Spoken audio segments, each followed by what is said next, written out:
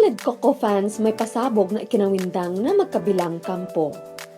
Bagamat hindi mapigilan ang pangayan ng magkabilang kampo dahil patuloy na ipinagtanggol ang kanilang iniidolo.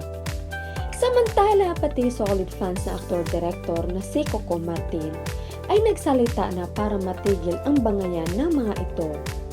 Sa isang post ay inilabas nito ang kanyang saloobin. Ang titigas ng mga ulo ninyo, away ng away kayo sa mga fans ni Yase.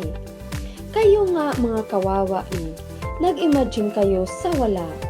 Ako solid Coco lang since 2004 Kayo 2012 pa. Hindi pa ninyo alam kung may relasyon o wala. At saka wala naman silang anak. Dinidikdik ninyo na mayroon. Hindi tanga si Coco Martin. Public figure sila, hindi pwede yun itago niya. Gayon pa man pinagpiyastahan ng komento ang nasabing post ng netizen. Ayon sa kanila, may punto din ang sinabi nito.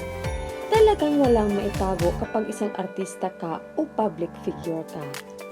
Sa kabilang banda naman ay masaya naman ang mga solid Coco Yes fans sa sinabi ng netizen.